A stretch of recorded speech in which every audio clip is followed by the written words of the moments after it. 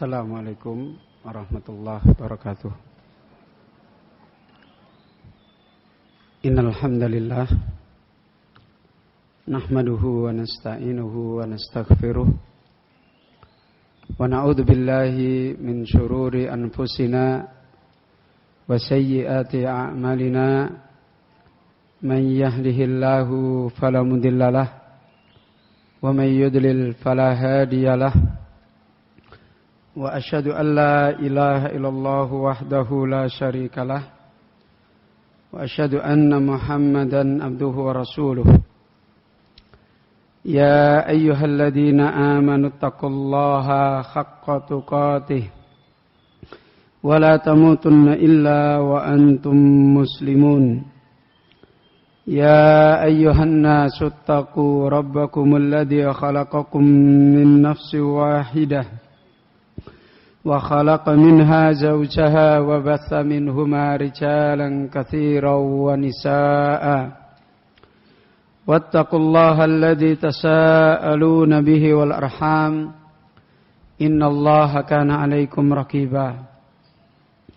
Ya ayyuhalladzina amanu taqullaha wa qulu qawlan sadida yuslih lakum a'malakum wa yaghfir lakum dhunubakum wa man yuti'illaha wa rasulahu faqad faza fawzan adima. Amma ba'du fa inna ahsanal kalam kalamullah wa khairal huda hudan nabiyyi sallallahu alaihi wa alihi wa sallam wa syarrul umuri muhdatsatuha wa kullu muhdatsatin bid'atun wa kullu bid'atin dalalatun wa kullu dalalatin finnar. Kaum muslimin, bapak-bapak, ibu-ibu, ikhwani wa akhwati fiddin rahimani wa rahimakumullahu jami'an. Alhamdulillah, di pagi yang mubarakah ini kita kembali memuji Allah dengan maksud kita mensyukuri nikmat Allah Subhanahu wa taala yang sebagai hamba yang selalu fakir dan butuh kepada Allah Subhanahu wa taala dalam seluruh kehidupan kita, yang hakikatnya sebagaimana para ulama kita menasihatkan, sekalipun hamba dia meraih apa yang dia raih di dalam seluruh kehidupannya, setinggi apapun yang dia dapatkan di dalam seluruh ketinggiannya, ketika dia gagal ketika dia tidak berhasil punya kehidupan yang khusus dengan Allahu Rabbul Alamin, ketika dia tidak berhasil mempunyai hidup yang punya kehidupan khusus dengan Sang Pencipta hidup, yaitu Allah Subhanahu wa taala, maka hamba sebagaimana diterangkan oleh para ulama, mereka mendapatkan bencana dari dua sisi kehidupannya. Sekalipun dia mendapatkan apa yang dia dapatkan di dalam urusan dunianya, bencana yang sebagaimana diterangkan oleh para ulama kita seperti Al-Imam Ibnul Qayyim rahimahullahu ta'ala, yasirun nikmah adaban. Nikmat-nikmat yang Allah berikan secara lahir, apa yang dia raih di dunia ini berubah, bukan lagi menjadi nikmat tapi menjadi adab bagi dia. Yasiru an-nikmah adaban. Nikmat yang Allah Subhanahu wa taala berikan kepada kita justru berubah menjadi adab. Sebagaimana Allah Subhanahu wa taala pernah menjelaskan dalam sebuah ayat tentang keadaan orang-orang yang seperti ini dalam surat At-Taubah ayat 55. Ketika Allah Subhanahu wa taala menjelaskan kepada Nabi kita Muhammad sallallahu alaihi wa alihi wasallam, fala tu'jibka amwaluhum wala auladuhum fala tu'jibka amwaluhum wala auladuhum innama yuridullahu liyu'adzibahum biha fil hayatid dunya. Allah menegaskan kepada Nabi kita Muhammad sallallahu alaihi wa alihi wasallam,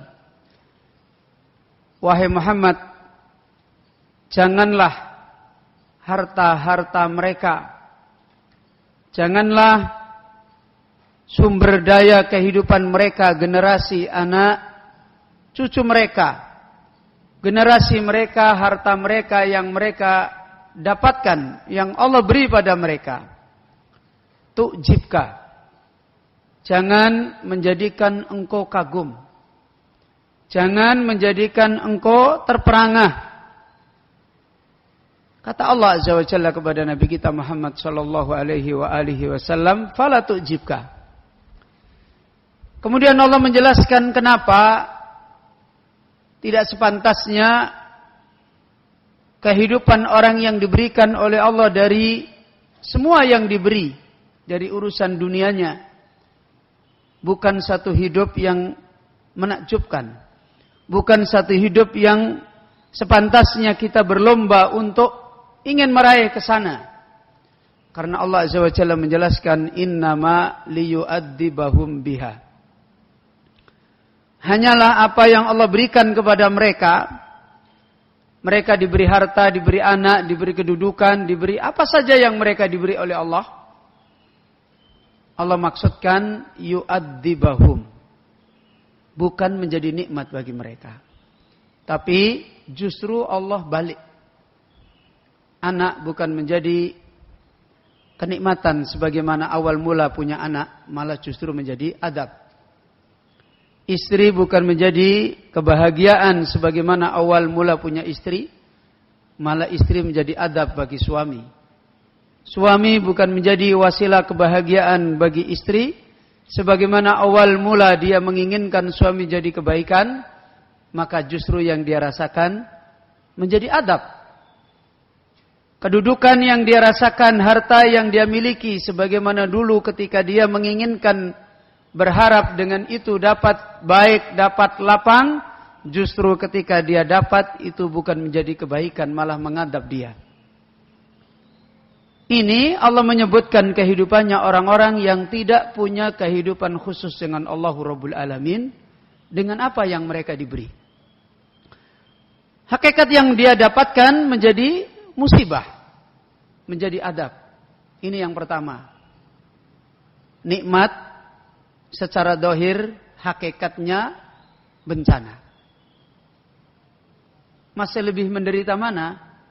Orang yang mereka tidak dapat dohirnya nikmat dan merasa tersiksa, dengan orang yang dia dohirnya mendapatkan nikmat tapi tersiksa. Gimana? Orang sakit di rumah sakit, hidupnya bergelimang dengan kenikmatan, terus sakit di rumah sakit, nggak bisa makan ini, nggak bisa makan ini, nggak bisa makan ini, harus tidur di rumah sakit. Dengan orang miskin, makanannya cuma ini, rumahnya cuma itu, kemudian disuruh nginap di rumah sakit. Lebih berat mana, Bu? Orang yang lapang disuruh nginap di rumah sakit, diatur, atau orang miskin disuruh nginap di rumah sakit? Lebih berat orang yang lapang. Ya. Lebih berat orang yang lapang, lebih tersiksa. Biasanya dia dilayani, biasanya dia ini makan enak, tinggal perintah. Kalau orang miskin sudah biasanya dia sengsara kan. Begitu masuk di rumah sakit sengsara, ya masih biasa-biasa. Maka ini adab. Maka ketika Allah Subhanahu wa taala memberikan kita jalan untuk punya kehidupan khusus dengan Allah Rabbul Alamin, menunjukkan kita diberikan taufik oleh Allah untuk tidak mendapatkan kehidupan ini akan menjadi adab. Karena ini bencana yang diraih oleh seorang. Bencana yang kedua, yang lebih besar dari itu, bencana yang kedua yang lebih besar dari nikmat jadi adab,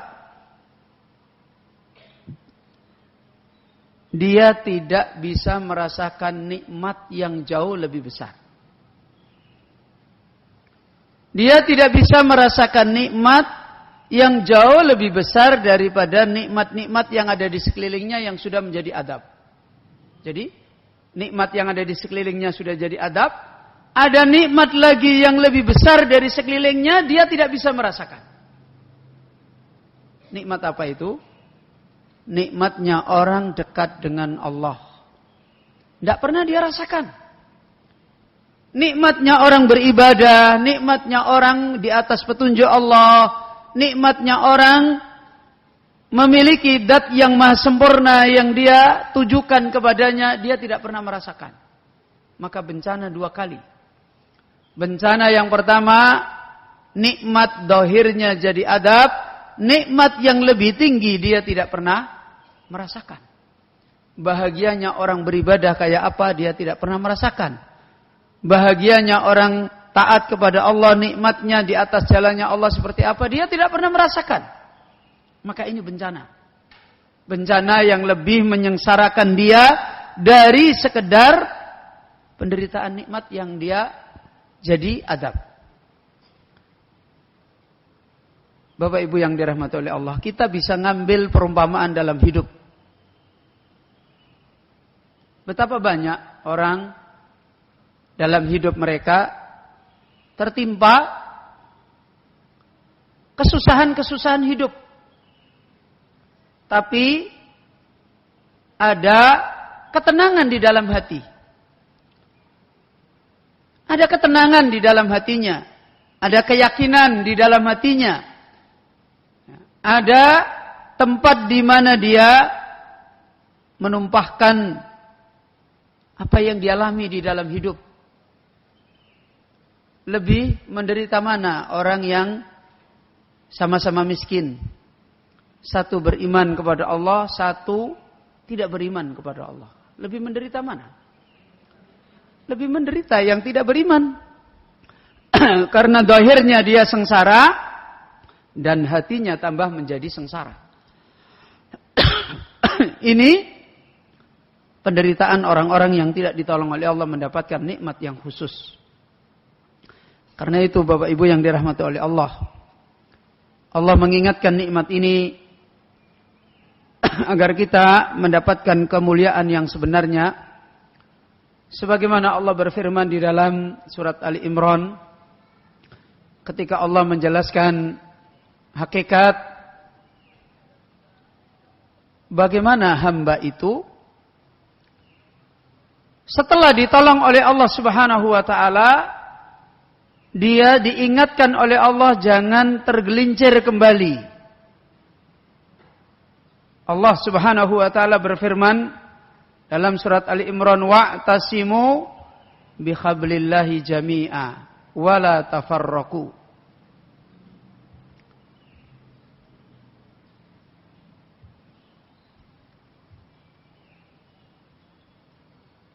Dalam surat Ali Imran Allah mengingatkan, berpegang teguhlah kalian dengan agama Allah.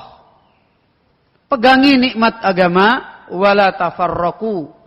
Jangan kita merubah nikmat agama. Menyelisihi, bercerai-berai dari nikmat agama. Memecah nikmat agama yang Allah berikan. Allah ingatkan, wazkuru nikmatallah. Kalian ingat nikmat Allah. Nikmat apa? Nikmat yang sesungguhnya Allah jadikan nikmat bagi kita. Nikmat yang telah merubah semua keadaan yang ada di sekitar kita dari dunia, yang dimana orang-orang yang tidak punya iman itu berubah jadi adab. Tadi kita sebutkan, istri merasa jadi adab, suami jadi adab, harta jadi adab. Dengan nikmat ini, nikmat itu bernilai nikmat. Nikmat berupa harta baru bisa bernilai nikmat. Nikmat berupa istri, berupa suami, berupa anak baru bisa bernilai nikmat. Kalau nikmat ini ada, yaitu nikmat agama, nikmat hidayah, nikmat iman. Maka Allah memerintahkan kepada kita untuk selalu mengingat nikmat ini. Wadhkuru nikmatallah. Ingatlah nikmat Allah yang sesungguhnya atas kita semua. Idh kuntum a'daan fa'allafa baina qulubikum. Ingatlah ketika sebelumnya kalian adalah orang yang a'da, orang yang saling bermusuhan, saling menyakiti, saling mendolimi, saling menjatuhkan sebagian manusia hidup. Ketika tidak mendapatkan nikmat agama seperti yang Allah Subhanahu wa taala jelaskan dalam sebuah ayat, ya'kuluna wa yatamatta'una kama ta'kulul an'am. Mereka makan, mereka minum seperti hewan makan dan minum. Bagaimana caranya hewan makan dan minum? Sebagiannya dolim pada sebagian yang lain. Sebagiannya tidak peduli, merusak pada sebagian yang lain.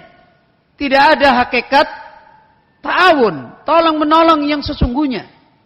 Tidak ada hakikat sebagian mereka adalah menolong pada sebagian yang lain. Dan itu kehidupan yang menyengsarakan manusia.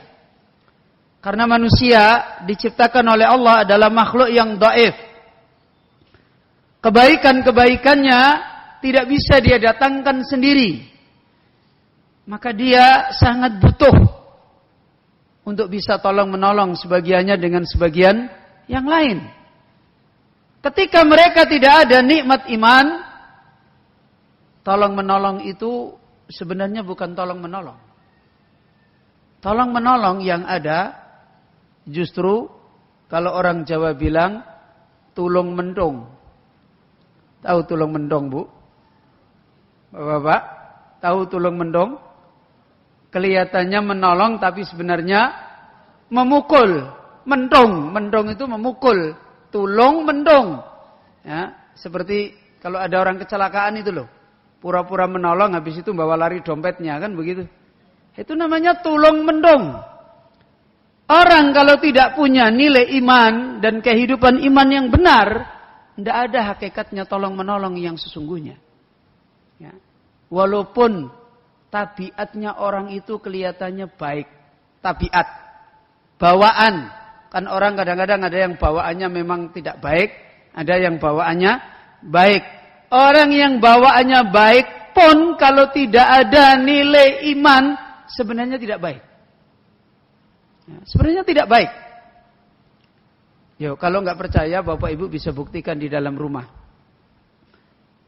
Suami sama istri, ketika bicara mereka, pemikiran mereka sudah nggak bicara iman, sudah nggak bicara berpikir tentang iman, kira-kira saling berbuat baik atau saling jelek-menjelekan? Saling jelek-jelekan. Apa kamu? Kamu itu suami apa? Kamu itu istri apa? Pasti begitu. Mereka baru bisa bermuamalah dengan baik, saling tolong menolong baik, saling bisa menghormati baik kalau ada pembicaraan agama. Kalau ada pemahaman di dalam agama, begitu tidak ada. Padahal dulunya sebelum ketemu suami istri, sumpah setia, sehidup, semati, menderita sama-sama, dikubuk sama-sama, ya, pahit diminum sama-sama, manis diminum sama-sama, kenyataannya omong kosong. Ya, kenyataannya omong kosong. Itu menunjukkan orang itu sebenarnya tidak akan bisa tolong menolong. Makanya jangan heran kalau agama ini menasihatkan mau menerima lamaran harus apa? Nyari yang agamanya baik. Mau melamar orang harus yang agamanya baik. Karena ini nanti akan menjadi orang yang satu rumah, ketemu, tiap hari ketemu, capek, bosen, yang dilihat itu terus, kan gitu. Kalau nggak ada nilai iman, sudah. Ya. Bencana yang terjadi, nggak bisa saling tolong menolong, nggak bisa saling nikmatnya orang makhluk seberapa. Ya, akhirnya dulunya sehidup semati, setelah itu habis mani sepah dibuang, kata orang. Ya kan begitu. Ya, akhirnya tidak ada kenyataannya. Karena ini suami istri, apalagi yang bukan. Di mana suami istri itu dasarnya dulu saling senang, saling cocok, ketika nggak ada iman? Sebenarnya nggak ada ta'awun, nggak ada muamalah. Bagaimana yang lain? Maka hakikatnya manusia itu tidak ada sesungguhnya yang bisa saling tolong menolong dengan benar, itu nggak ada. Kecuali kalau dibangun dengan bangunan iman. Makanya Allah Azza wa Jalla memberi kaidah, budak beriman lebih baik dari apa? Dari orang merdeka. Walaupun orang merdeka itu apa? Membuat kita takjub, membuat kita senang, cocok penampilannya. Tapi Allah mengatakan wala abdun mu'min, budak yang beriman itu lebih baik. Maka ini Bapak Ibu yang dirahmati oleh Allah, hakikat kita mensyukuri nikmat, khususnya nikmat Islam. Akan tetapi kita tahu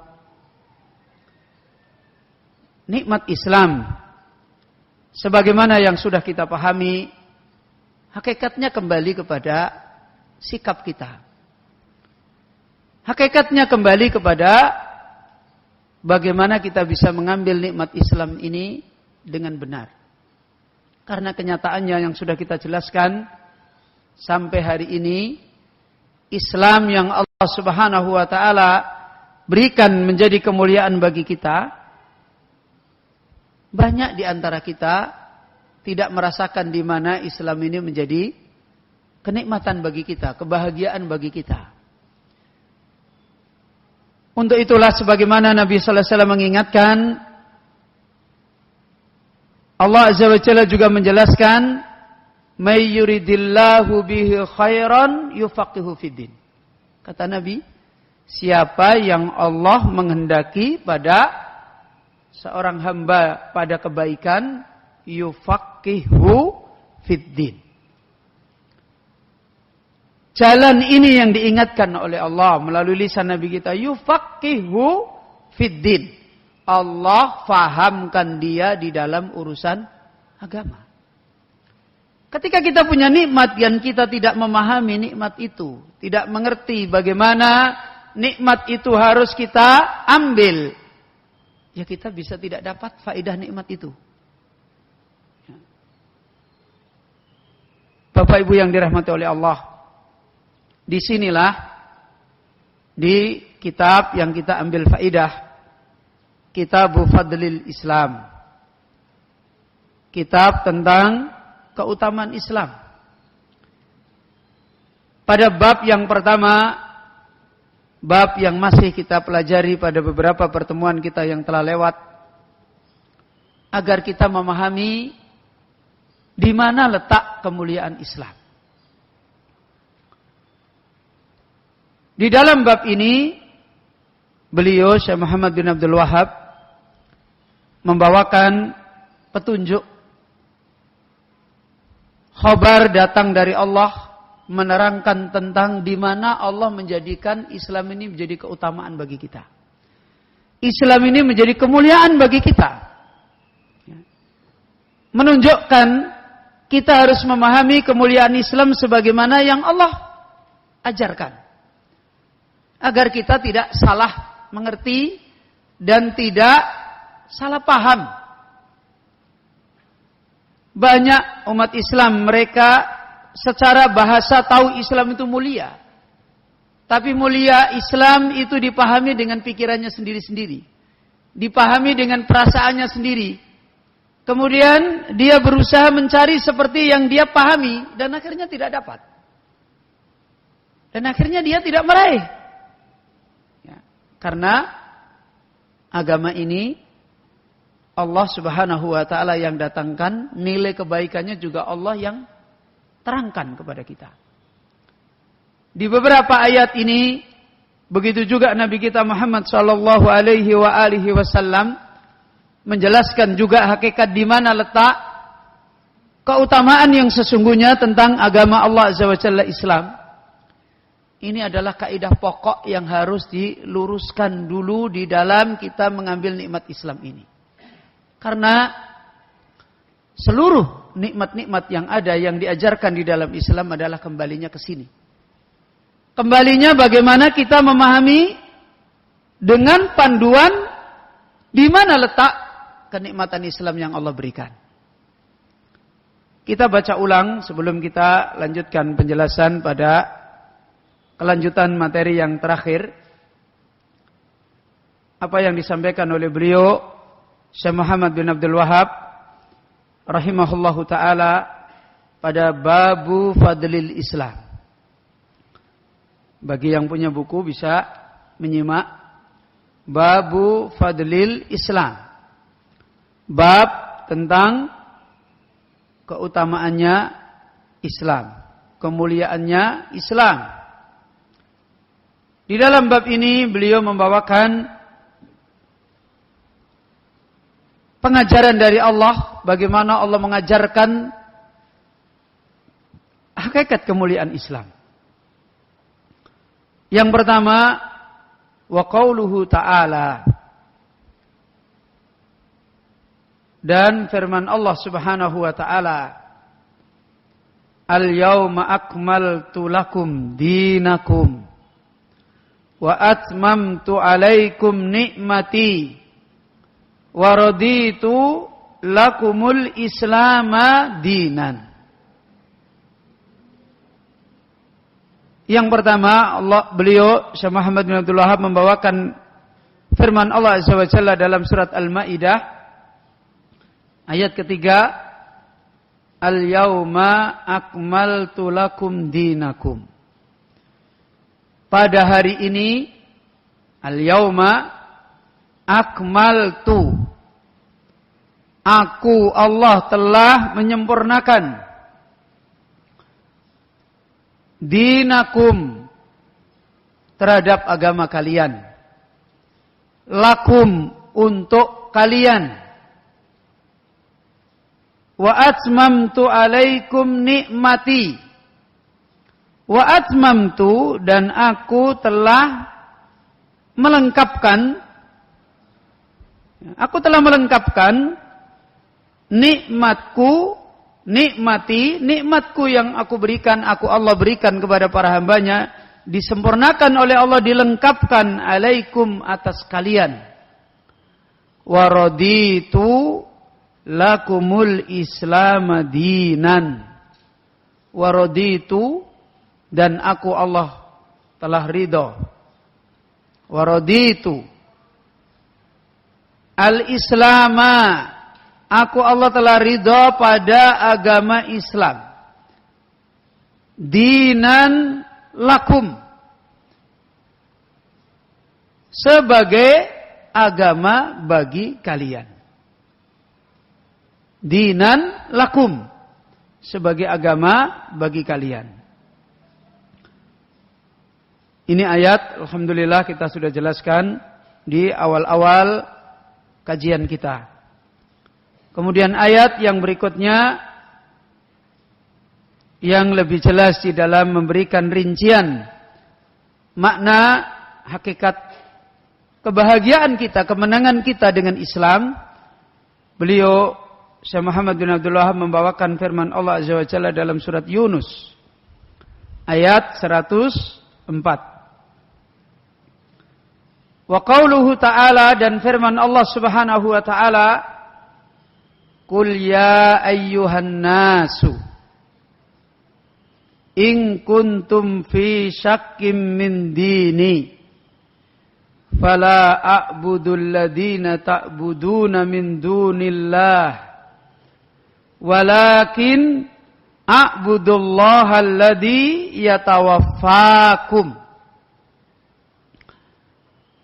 Allah berfirman, qul ya ayyuhan nas, katakanlah wahai Muhammad sallallahu alaihi wasallam, ya ayyuhan nas, wahai sekalian manusia, in kuntum fi syakkim min dini, jika kalian, in kuntum, jika keberadaan kalian, jika kalian adalah berada di dalam keraguan, fi syakkin, ya, kalian berada di dalam keraguan, min dini, dari agamaku, yaitu agama Islam. fala a'budul ladina ta'buduna min dunillahi, maka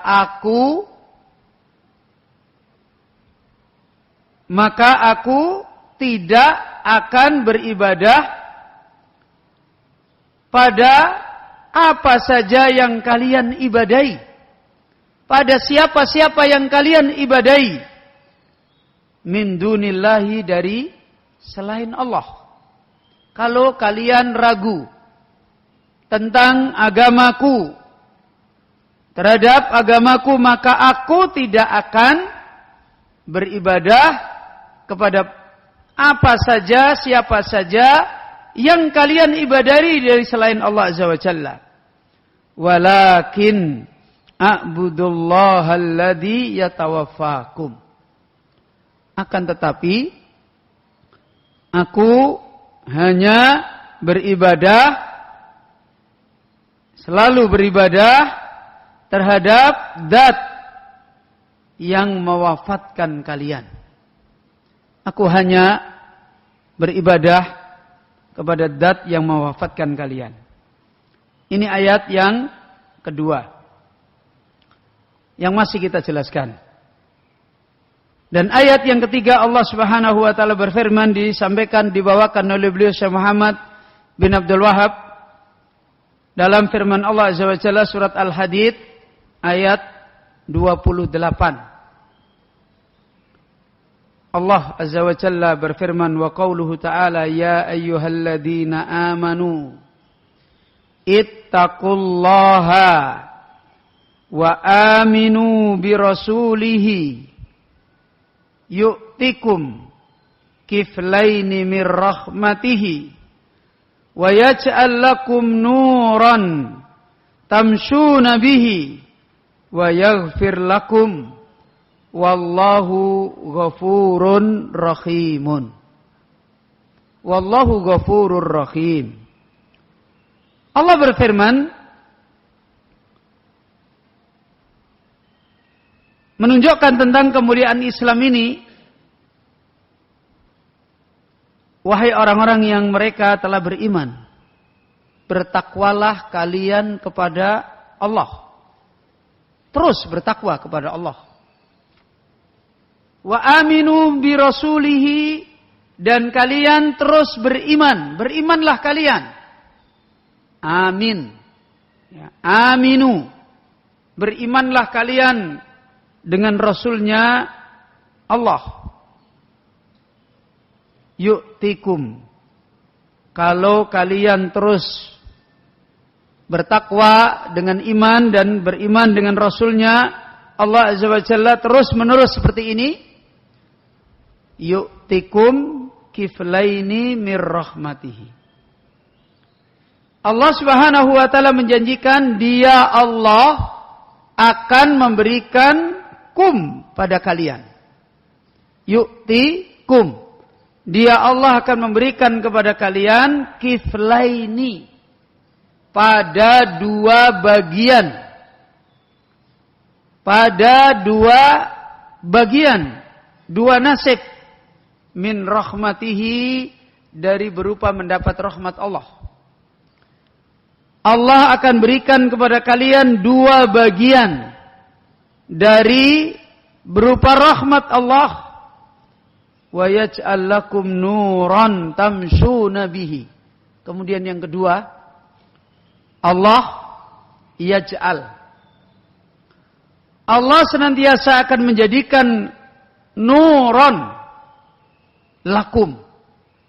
Allah senantiasa akan menjadikan cahaya bagi kalian. Kalian akan terus diberi oleh Allah nur. Litahtadu tamsuna bihi, di mana kalian selalu bisa berjalan dengan nur itu, dengan cahaya itu.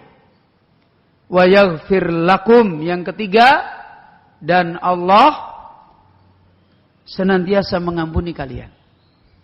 Yang pertama tadi apa? Yu'tikum kiflaini min rahmati. Yang kedua, wa yaj'al lakum nuran tamshuna bihi. Dan yang ketiga, wa yaghfir lakum. Wallahu ghafurun rahimun. Dan dia Allah Subhanahu wa taala adalah Ghafur, zat yang maha memberikan ampunan. Rahimun, dan zat yang maha memberikan belas kasih, rahmat yang khusus kepada orang-orang yang beriman. Bapak Ibu yang dirahmati oleh Allah, ini ayat yang kita bacakan, dan kita pada pengajian yang terakhir masih menjelaskan pada ayat yang kedua. Itu ayat yang menjelaskan nikmat dengan agama ini, di mana orang yang tidak mendapatkan nikmat agama Islam ini, kehidupannya apa tadi? Hah? Di dalam ayat tersebut kehidupannya apa? Gimana Ibu? Tadi loh dalam surat Yunus, orang yang tidak mendapatkan nikmat din ini, bagaimana kehidupannya? Fi syakkin. Apa? Fi syakkin min dini. Mendapatkan keraguan di dalam agama. Ya. Agama disadari apa tidak, dirasa apa tidak, hakikatnya adalah kebutuhan hamba, dan hamba nggak bisa hidup itu bisa dengan agama, nggak bisa. Maknanya, kalau dia tidak mendapati agama yang benar, berarti dia mendapati apa? Hah? Gimana? Kalau dia tidak mendapati agama yang benar, dia hakikatnya apa? Loh, ini saya ulangi lagi. Manusia itu sebenarnya hidup tidak bisa lepas dari agama. Sampai pun orang yang ngaku tidak mau beragama, sebenarnya dia punya agama. Kalau dia tidak mendapati agama yang benar, berarti gimana? Hidupnya gimana? Hah? Gimana Bapak? Loh, gimana ini? Gimana Ibu-ibu? Sudah. Sekarang manusia ini hidup bisa enggak melepas dari menghirup udara? Enggak. Kalau dia tidak menemukan udara yang baik, gimana? Tetap mengambil udara enggak? Loh, lah mati no kalau gitu. Tetap lah, terus gimana? Ya dapat udara yang tidak baik toh, Bu. Loh iya kan? Kalau dia tidak menghirup udara yang baik, dia menghirup apa? Udara yang tidak baik. Kalau dia tidak dapat agama yang benar, berarti ya dia hidupnya dengan agama yang tidak benar. Dan isinya agama yang benar itu seperti yang disebutkan di dalam ayat ini. Apa? Isi dari nilai agama yang paling esensi, paling mendasar sekali. Orang bicara agama mesti bicara itu. Urusan apa? Loh, di alam ayat itu ada loh. Urusan apa? Hah? Urusan yang tidak mungkin tidak ada di dalam agama. Ibadah kepada Tuhan. Ya kan begitu kan?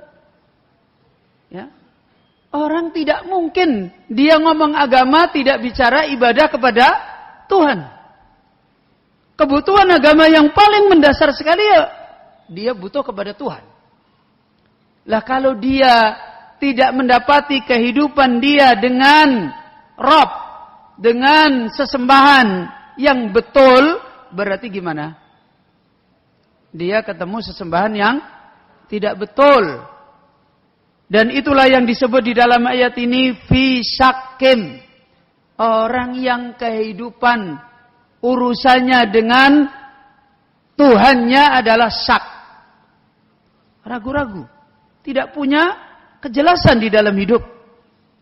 Karena itu ketika nanti dikubur, Nabi mengatakan, wa ammal murtab, adapun orang yang ragu-ragu. Orang yang ragu-ragu. Lawan daripada ragu-ragu apa yang sudah kita jelaskan kemarin? Al-yakin. Meraih agama, petunjuk, hidayah yang yakin. Itulah hakikatnya kebahagiaan manusia. Selamatnya, yakinnya dia mendapatkan kebenaran agama. Itulah hakikat dia dapat agama, dapat nikmat. Nikmat yang benar di dalam agama itu ya benarnya agama itu. Karena dengan benarnya agama itu terjawab semua nilai kebahagiaan. Terjawab semua nilai kebahagiaan. Yang cacat juga berbahagia dengan agama itu walaupun dia keadaannya cacat. Yang sehat dia juga bisa menikmati kebahagiaan sehatnya dengan nilai agama. Ya, yang kaya juga dia terjawab hakikat bahagianya dia. Hidup ditakdirkan oleh Allah, kaya itu letaknya di mana? Dia terjawab. Yang miskin juga dia terjawab di mana letak kebahagiaan dia sebagai orang miskin. Semua jawabannya adalah ada di mana? Ada di dalam agama. Ya, ada di dalam agama. Sehingga mereka mendapatkan asalnya nikmat agama. Apa asalnya nikmat agama? Dicari semua orang. Yang cantik juga nyari ini, yang jelek juga nyari ini. Yang kaya nyari ini, yang ganteng juga nyari ini, yang miskin juga nyari ini, yang jadi rakyat juga nyari ini, yang jadi pejabat juga nyari ini, jadi istri juga ini yang dicari, jadi suami juga ini yang dicari. Apa? Apa ini Bapak Ibu? Hah? Apa coba? Masa enggak tahu? Nikmat apa? Nah, ya nikmat iman itu kan ibu-ibu. Karena udah belajar agama, tahu nikmat iman. Yang belum tahu. Apa nikmat apa? Nah, kalau orang Jawa bisa jawab. Urip kuwi sing penting tentrem. Loh iya kan? Loh iya kan? Loh iya tau? Nikmat apa Bu? Bapak-bapak? Tenang. Suami cari istri sebenarnya ingin apa? Tenang. Istri cari suami ingin tenang, punya anak ingin tenang. Oh saya kok miskin, sebenarnya saya ingin apa yang dicari? Tenang. Yang kaya yang dicari? Tenang. Sebenarnya ini yang dicari. Dan yang bisa menjadikan orang tenang adalah nikmat din, nikmat agama. Ketika agamanya itu yakin. Ketika agamanya tidak yakin, sudah dibuktikan sendiri. Nanti dia akan merasakan kalau hatinya, kalau bahasanya orang sekarang galau. Ya, gundah. Pasti, apa saja yang dia rasakan pasti tidak akan tenang. Karena dia tidak mendapatkan apa? Al-yakin. Ini nikmat yang paling besar Bapak Ibu yang dirahmati oleh Allah. Karena itu ketika kita masuk di dalam agama, bagaimana kita meraih al-yakin? Itu yang paling pokok. Bukan kita ingin mencari agama, yang kita cari malahan sesuatu yang tidak pernah meyakinkan. Apa sesuatu yang tidak pernah meyakinkan? Kenapa kamu beragama? Biar ketemu jodoh. Nah ini kan sudah enggak. Kenapa kamu beragama? Biar rezekinya lancar. Kenapa kamu beragama? Biar jadi pejabat. Ini sesuatu yang bisa diyakini tetap enggak? Enggak mungkin. Ya. Biar rezekinya lancar. Rezeki kadang lancar, kadang tidak lancar. Enggak mungkin rezeki lancar terus. Ya. Karena semua yang ada pada makhluk tidak pernah akan menjadikan orang yakin. Enggak mungkin. Ya. Enggak akan bisa orang itu dapat keyakinan dari makhluk. Karena itu ketika kita mengambil agama, harusnya target pertama dapat keutamaan agama yang benar. Yaitu apa? Dapat kebenaran agama yang yakin. Sudah, itu tenang. Di mana-mana. Walaupun dimusuhi orang, dibenci orang, Walaupun hidup dibalik-balik oleh Allah, kadang tidak punya, kadang ini, tenang hidupnya. Inilah hakikatnya. Dan ini adalah kembali kepada urusan agama yang paling mendasar sekali. Yaitu apa tadi? Apa tadi? Urusan agama yang paling mendasar? Hah? Loh, lupa meneh piye. La ilaha illallah. Apa tadi? Urusan ibadah dengan Tuhan. Berarti urusan kita itu mengenal Allah. Urusan kita berurusan dengan Rabb, dengan Allah Azza wa Jalla. Ini yang harus dibangun dulu dengan benar. Dan zaman-zaman di mana fitnah, sebagaimana kita memahami Bapak Ibu yang dirahmati oleh Allah Subhanahu wa taala, di mana secara umum zaman keyakinan itu susah didapat. Susah didapat. Sulit diraih. Kenapa? Karena wasilahnya sudah banyak dikurangi oleh Allah.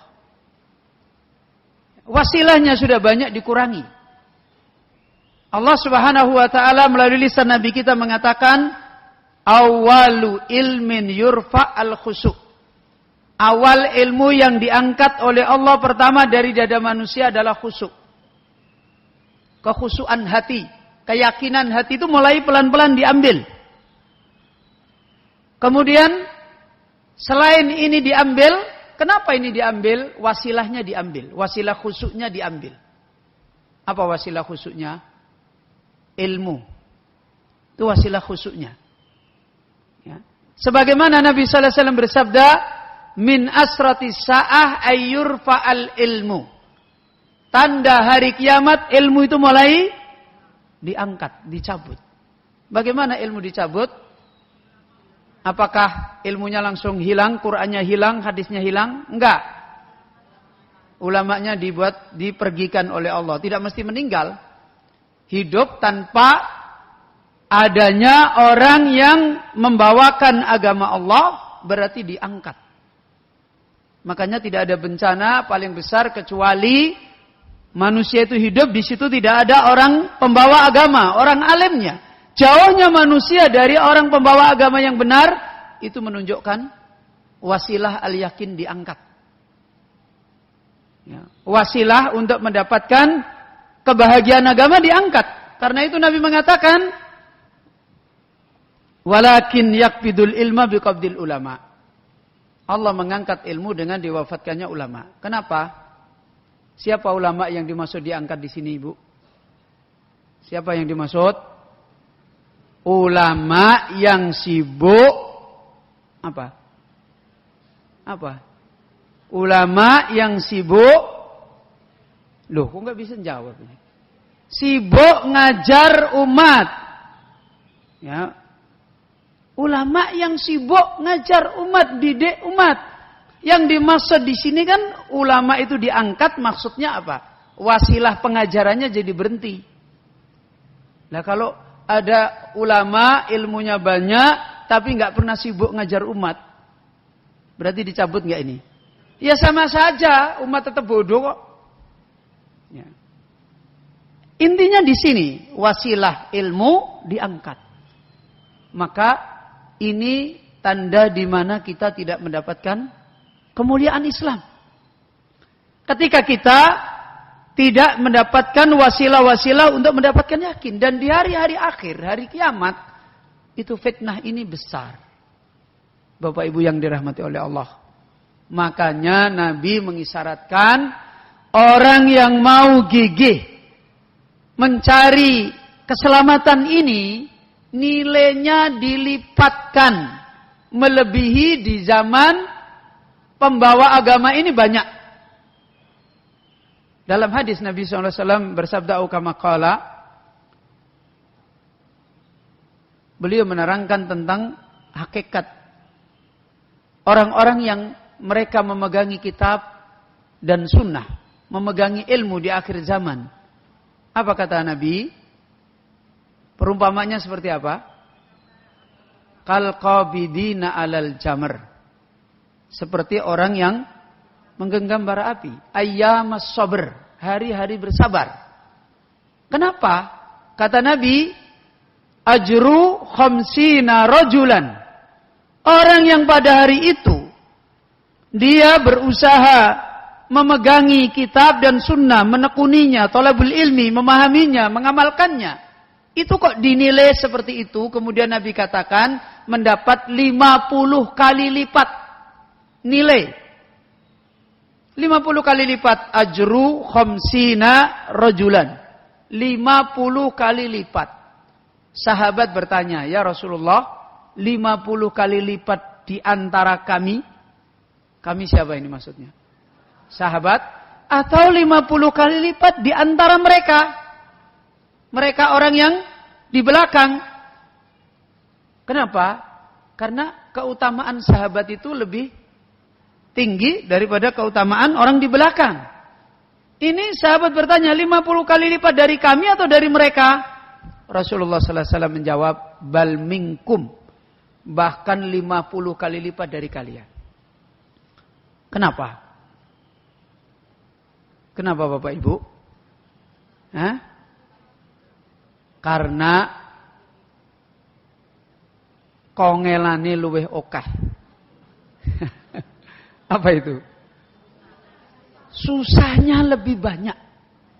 Orang mengamalkan satu amalan yang sama, kemudian susah yang dialami itu lebih banyak, itu nilainya lebih besar. Orang memegangi sunnah Nabi, di saat dia banyak kesulitan, banyak halangan, banyak masalah, dia tetap pegangi, itu nilainya lebih besar di hadapan Allah.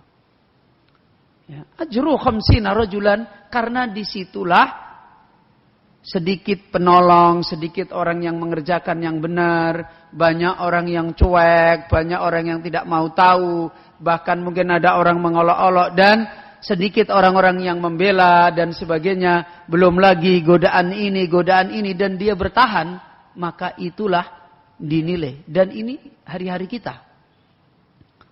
Di hari-hari seperti ini. Ini hari-hari yang tidak mudah. Karena itu, kita tidak punya penolong apa-apa untuk bisa selamat di dalam al-yakin.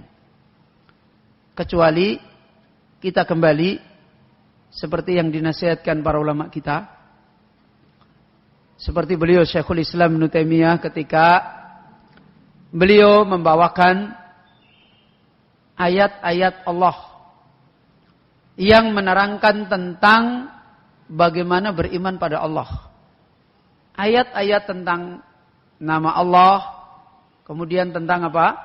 Sifat Allah, kemudian tentang perbuatan Allah, dibawakan oleh Syekhul Islam dalam kitab Aqidah Wasithiyah. Setelah beliau selesai membawakan ayat-ayat ini, beliau berkata, apa kata beliau? Man tadabbaral Qur'an talibanil huda tabayyana lahu tariqul haq.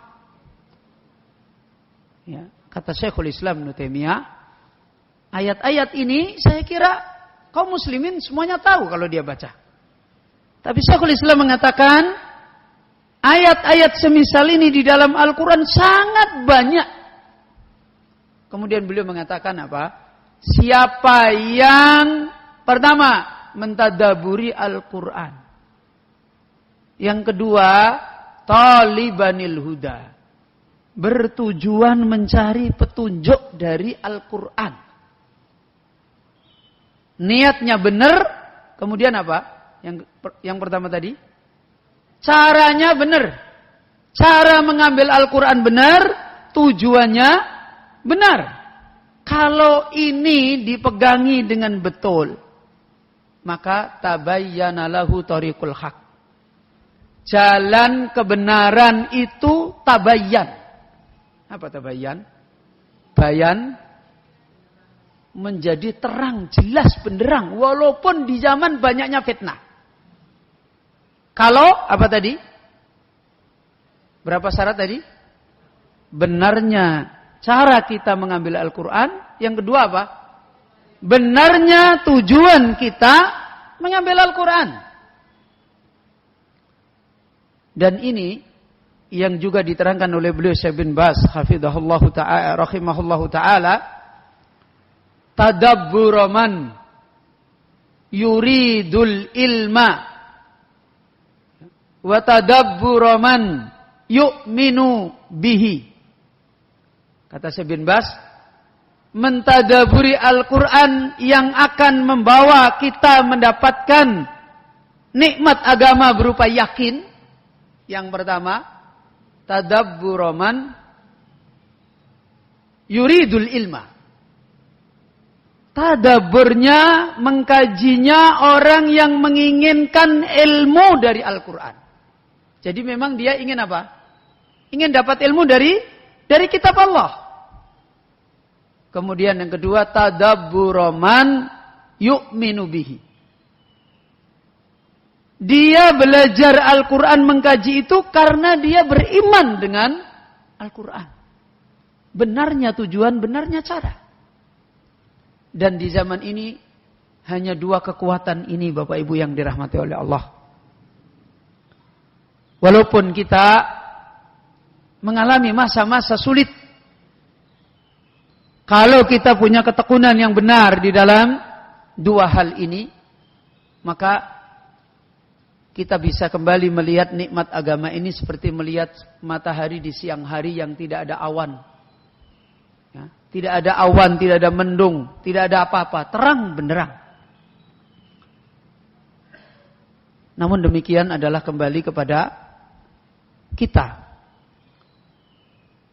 Belum lama ini dalam beberapa muhadarah dinasihatkan oleh salah seorang ulama kita, khususnya ilmu yang berkaitan dengan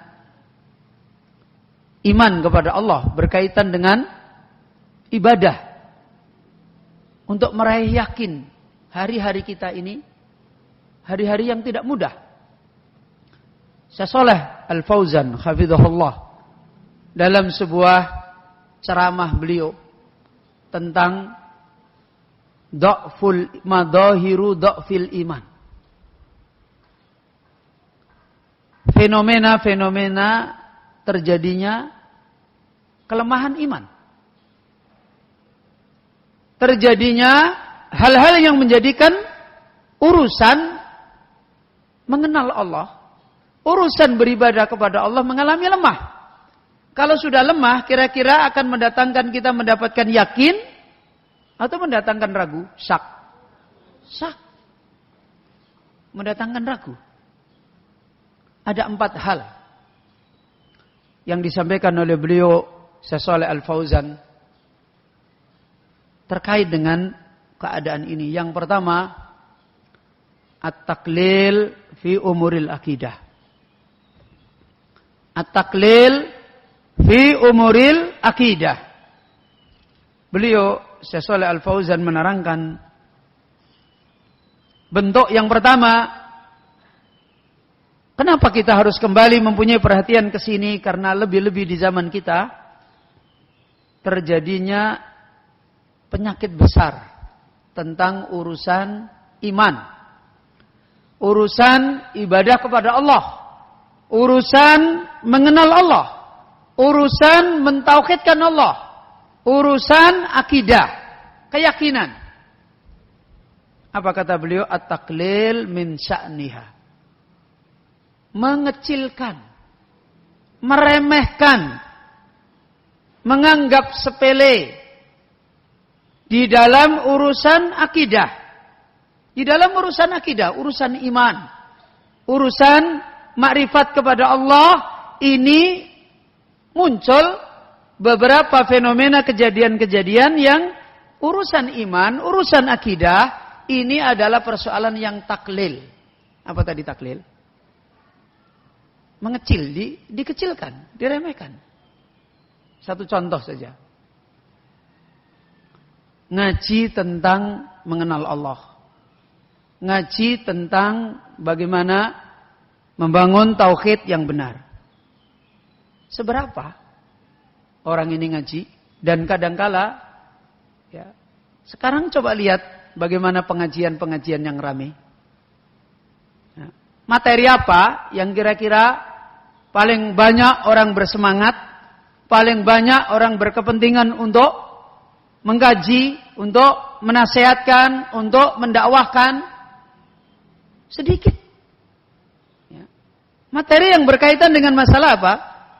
Iman kepada Allah. Materi yang berkaitan dengan masalah makrifat kepada Allah. Taklil. Mengecilkan. Maka muncul satu contoh pemahaman yang sudah sering terjadi dari orang awamnya sampai orang khususnya. Kata beliau Syekh Shalih Al Fauzan, la yahtammuna bil akidah. Kebanyakan orang tidak mementingkan apa? Urusan akidah, urusan iman. Di antara bentuk ini muncul bahasa-bahasa yang sering umum, terlontar, tersampaikan apa? Al-aqidah yunafir. Kita itu kalau ngaji tentang iman, tentang akidah, tentang tauhid, banyak membuat orang lari. Kurang banyak diminati. Nah, itu satu contoh. Sikap taklil fi umuril akidah. Bagaimana kita bisa meraih al-yakin di dalam agama? Padahal akidah itu, urusan iman itu, seperti tadi, urusan yang tidak pernah hamba itu butuh, lepas dari kebutuhan itu. Lepas dari kebutuhan iman, lepas dari kebutuhan urusan Tuhan. Sebagaimana ulama kita menjelaskan, manusia itu, dan beberapa kali sudah saya singgung, manusia itu di dalam kehidupannya apa yang dibutuhkan? Ada berapa kebutuhan yang tidak bisa ditawar-tawar? Setiap orang butuh. Ada berapa? Hah? Ada berapa? 2 apa? Bapak, ibu-ibu? Air. Hakikatnya butuh airnya. Ya sudah, kalau butuh air, ibu-ibu di rumahnya dikasih air. Kira-kira jumlahnya satu masjid ini mau? Loh, kan katanya butuh air. Butuh apa? Ini. Ibu-ibu ketua PKK ada enggak ini? Butuh apa, ibu-ibu? Bapak-bapak? Loh, ini orang hidup enggak tahu kebutuhan hidupnya. Makan, mau apa? Oh, itu tadi. Yang ini berapa? Itu kan kesimpulannya. Berapa? 2. Ya, itu penjabaran dari tenang itu tadi. Hah? Penjabarannya dari tenang. Butuh berapa? 2 apa itu? Lahir dan batin. Ya, terus bentuknya apa? Ini nanyakan bentuk yang menjadikan tenang kok. Ini, Masya Allah, makanya hidupnya bingung terus karena nggak tahu kebutuhan hidupnya. Bingung hidupnya, bingung terus. Sebentar-sebentar curhat. Sekarang makanya WA itu paling laris. Itu karena bingung hidupnya. Orang itu butuh 4. Nanti kalau saya jelaskan satu-satu kan bilang, oh iya, gitu. Oh iya, gitu. Hah? Butuh 4. Dapat 1 belum bisa menjawab tenang. Dapat 2 belum bisa menjawab tenang. Dapat 3 belum bisa menjawab tenang. Dapat 4 baru bisa menjawab tenang. Sudah? Yang pertama, butuh manfaat yang sebenarnya. Orang mau cari minum, sebenarnya cari apa? Cari manfaat kan? Orang cari makan, cari apa? Cari manfaat. Orang pengen punya suami, pengen punya istri, cari apa? Cari manfaat. Kesimpulannya ini loh. Cari manfaat, tapi manfaat yang beneran. Manfaat yang beneran. Manfaat murni. Nah sekarang, makan, manfaat enggak? Manfaat? Beneran enggak? Beneran enggak? Manfaat beneran? Tulen enggak? Hah? Tulen. Manfaat beneran. Nah kalau begitu, ibu-ibu nanti pulang makan langsung 5 piring. Loh katanya manfaat. Kalau manfaat itu kan ditambah terus kan tetap enak terus. Baik terus kan? Manfaat beneran enggak? Enggak. Manfaat memang. Tapi bukan manfaat beneran. Kalau bahasa yang agak keren, manfaat nisbi. Ya. Ya Bapak-bapak ada bahasa gitu. Manfaat relatif. Ya. Ya. Suatu ketika bernilai manfaat, suatu ketika tidak, kan begitu? Ya, ini jadinya kursus malahan. Manfaat murni, manfaat asli. Pasti itu yang dicari orang. Yang kedua, manfaat yang asli itu tidak akan bisa didapat kalau tidak membuang manfaat yang tidak asli. Gimana Bapak Ibu? Bisa dipahami ini? Belum. Coba. Air putih. Kemudian ada air merah misalnya. Ada air putih. Secara asal ini manfaat asli. Ya kan? Air putih secara umum air yang secara utuh nilainya sehat semua.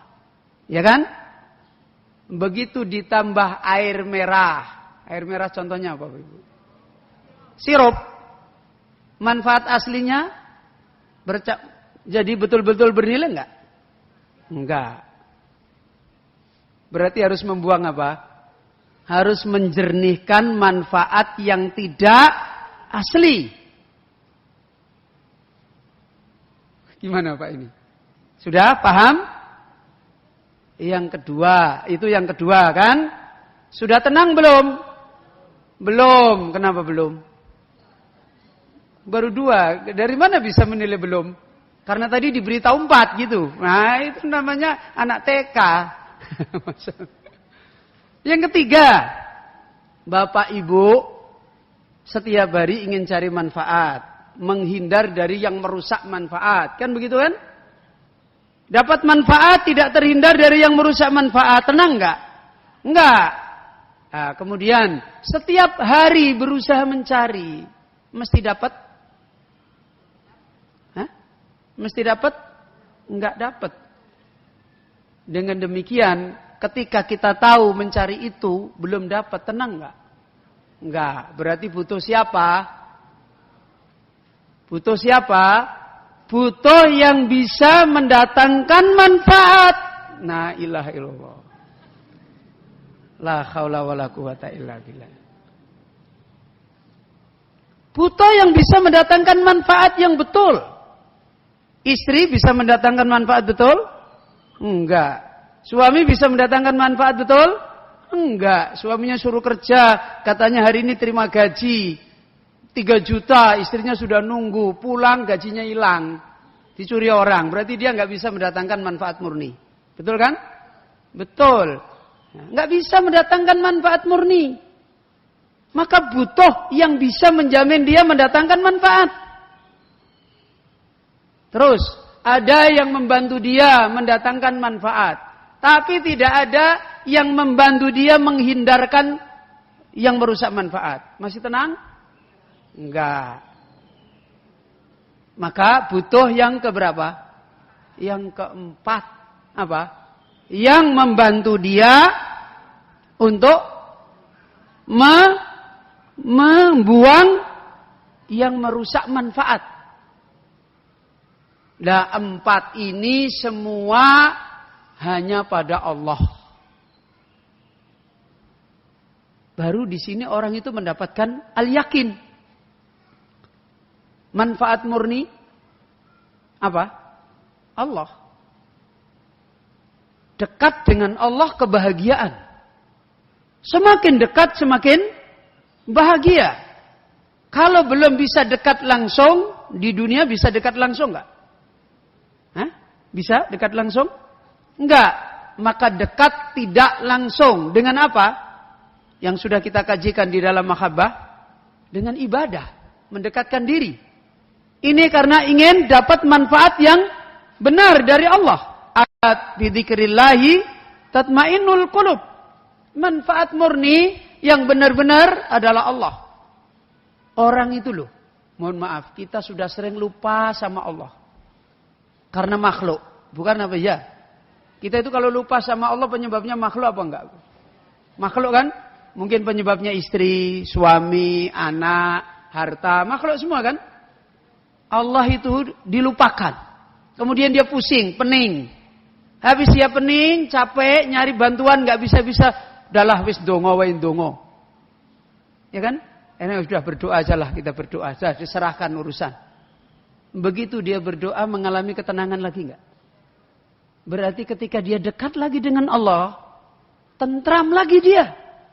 Loh tapi gini loh manusia itu, sudah gitu nanti ditinggalin lagi Allah. Katanya cari ketenangan, ditinggalkan Allah, datangi makhluk. Nanti pusing lagi dengan makhluk, baru datang lagi kepada Allah. Ini memang orang kurang ajar. Ya. Tidak punya adab dengan Allah Rabbul Alamin.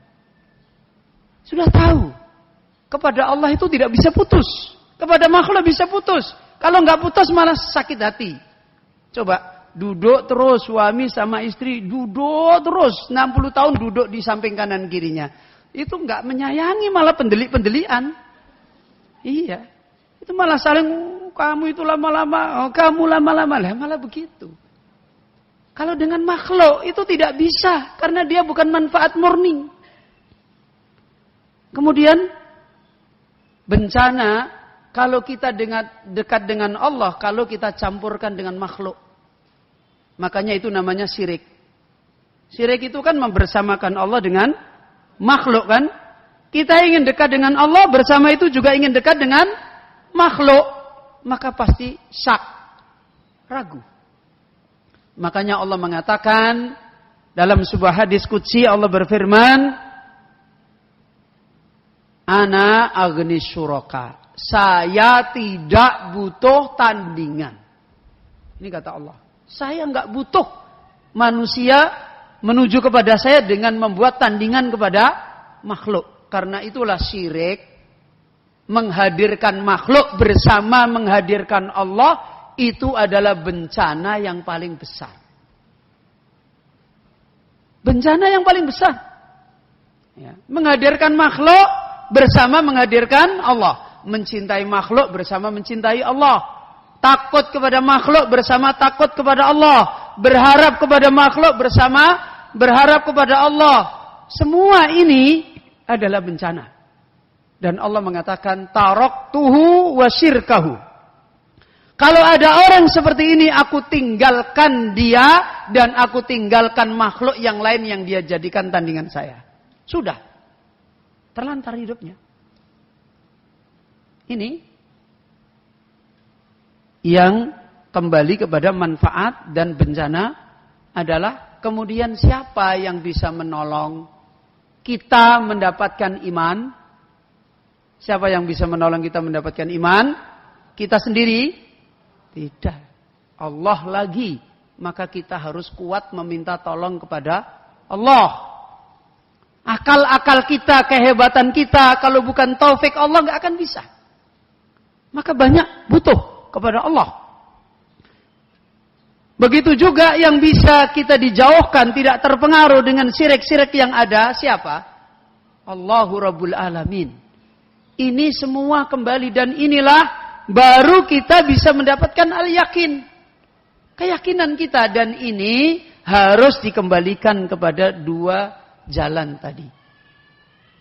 Semakin lama thalabul ilmi, semakin memahami tentang ini semakin jelas. Dan sekarang pemahaman masalah ini lama-lama menjadi kabur. Ya, katanya kalau belajar iman ini dari dulu belajar iman ini lama-lama katanya nanti orang lari tidak menarik. Ini salah satu hal. Kemudian diterangkan oleh beliau Syekh Al-Fauzan bentuk kelemahan kembali pada zaman sekarang, dakwah yang tersebar pada umat prioritasnya bukan dakwah iman, bukan dakwah akidah, bukan dakwah yang membimbing manusia mengenal Allah. Ini termasuk di antara hari-hari di mana terjadi bencananya kerusakan untuk meraih kehidupan al-yakin di dalam agama ini. Bahkan mereka diterangkan oleh beliau Syekh Al-Fauzan rahimahullahu taala tidak menjadi orang-orang yang menjadikan akidah, iman itu adalah awal yang dia harus ilmui, kaji, ditanamkan pada dirinya. Atau tidak menjadi orang yang yahtamuna, mementingkan akidah, kemudian tidak melihat penyakit umat dari sisi iman. Sebagai contoh, istri sama suami hari-hari berselisih terus. Ini menunjukkan penyakit enggak? Penyakit. Biasanya orang ketika melihat suami istri berselisih, cara memandangnya apa penyebabnya? Biasanya apa, Bapak Ibu? Kalau suami istri berselisih, cara memandangnya biasanya apa? Penyebab perselisihan? Hah? Gimana toh? Bapak Ibu, Bapak-bapak jadi suami, Ibu-ibu jadi istri, itu di rumah yang menjadi ukuran keluarga berhubungan itu apa sebenarnya? Hah? Orang arti meneh. Apa? Hah? Masya Allah. Hak dan kewajiban. La ilaha illallah Muhammad Rasulullah. Ini memang harus diulang betul lah ini. Hak dan kewajiban. Kan begitu. Coba suami ribut, istri ribut, ujung-ujungnya apa coba? Urusan ini kan. Saya suami, hak saya enggak dipenuhi, saya enggak diginikan, saya istri, saya enggak diginikan. Kan begitu kan? Urusannya kan itu. Memandang fenomena umat, penyakit-penyakit umat itu tidak melihat dari sisi iman.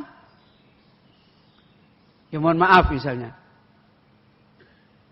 Suami marah-marah kepada istri misalnya. Terus istri memahaminya ini iman. Oh Allah takdirkan suami saya marah kepada saya. Ini melihat dari sisi iman apa dari hak dan kewajiban?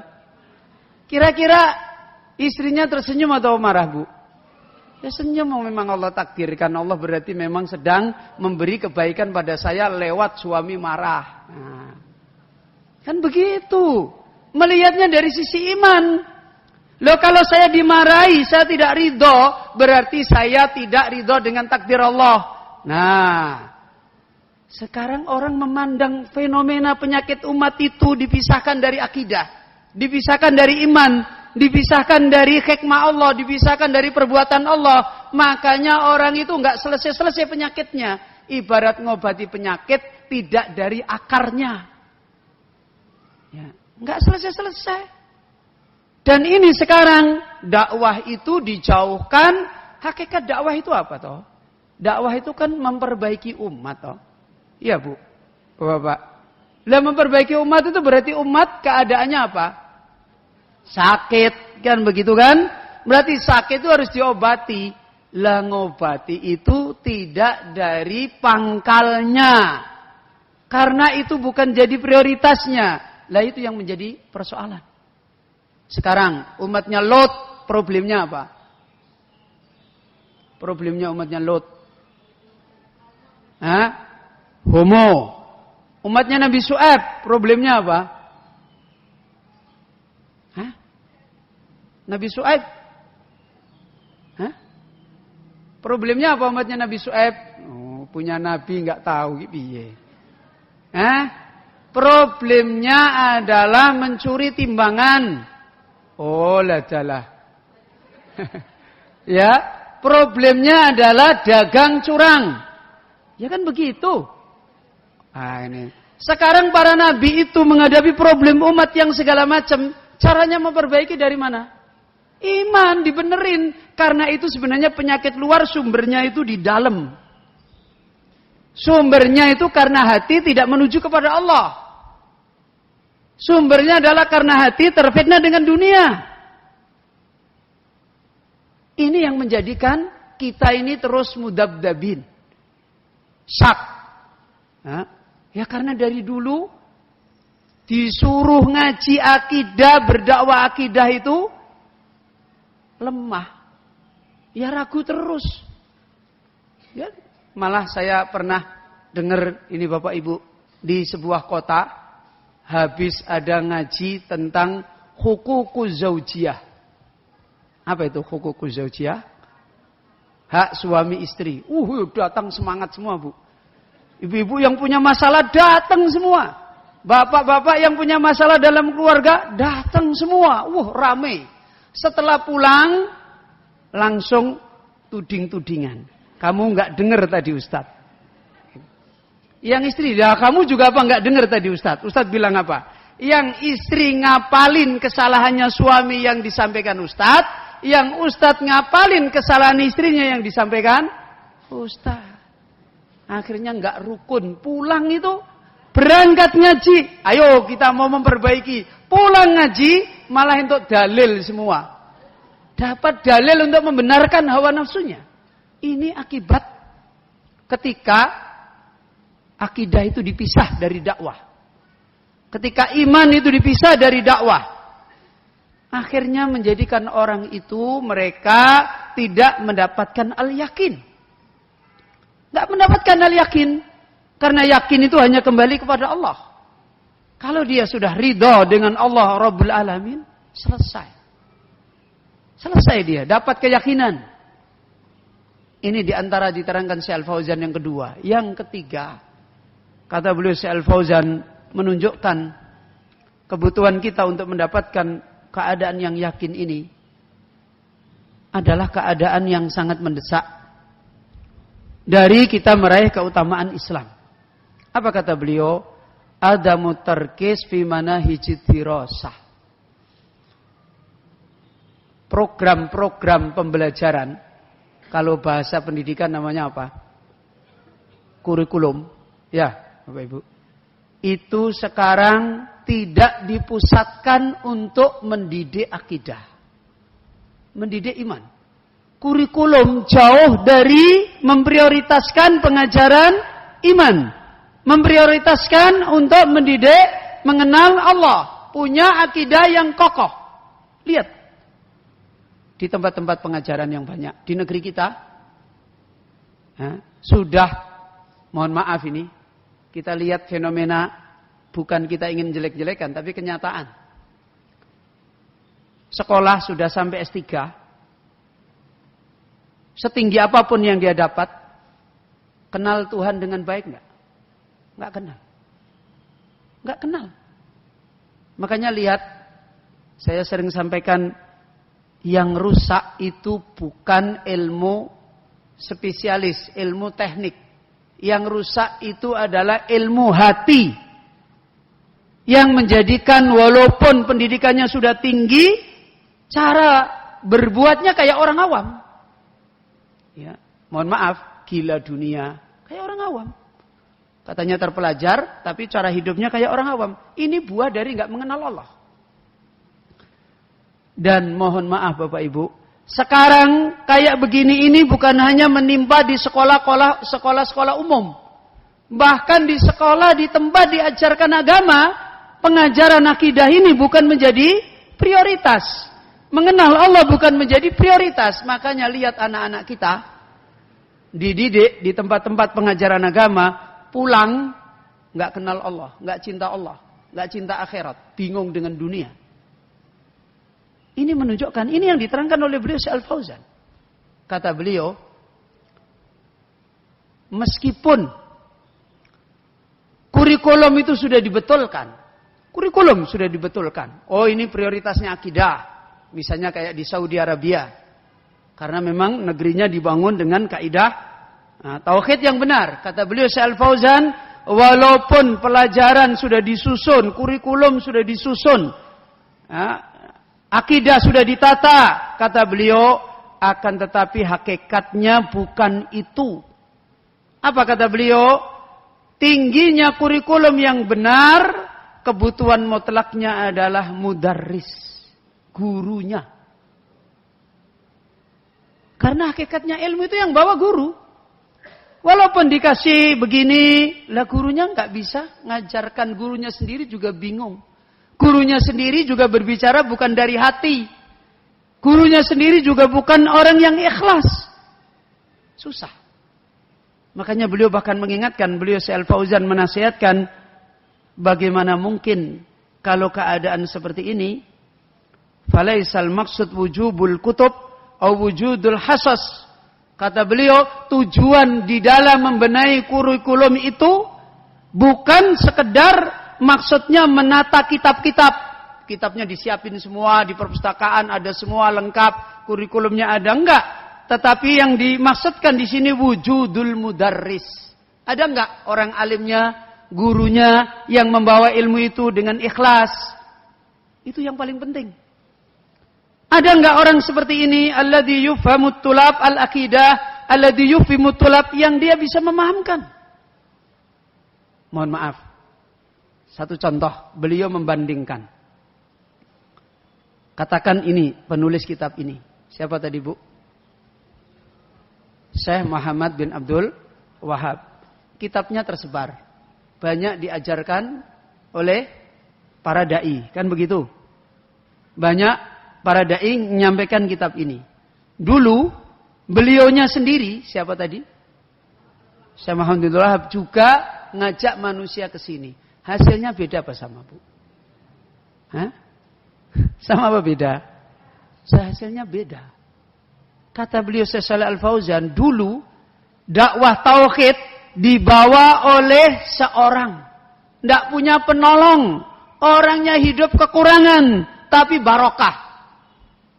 Sekarang ini dakwah akidah banyak dibawa orang.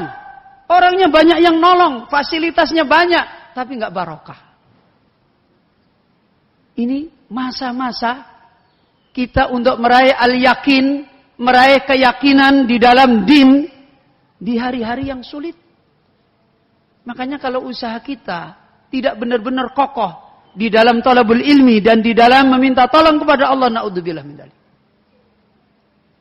Naudzubillah min dzalik. Kemudian yang keempat, kata beliau Syekh Shalih Al-Fauzan,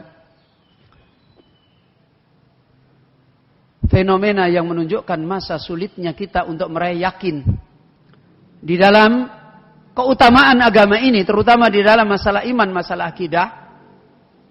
Kita sekarang lebih banyak memakai propagandanya musuh-musuh iman. Yang banyak dipakai, yang banyak dipegangi, yaitu kita menggunakan propaganda musuh-musuh iman. Apa yang selalu disampaikan oleh musuh-musuh iman? Jangan belajar akidah, nanti nggak bisa lembut. Nanti jadi teroris. Ya kan? Jangan belajar akidah, nanti kalau belajar akidah, itu ujung-ujungnya teroris.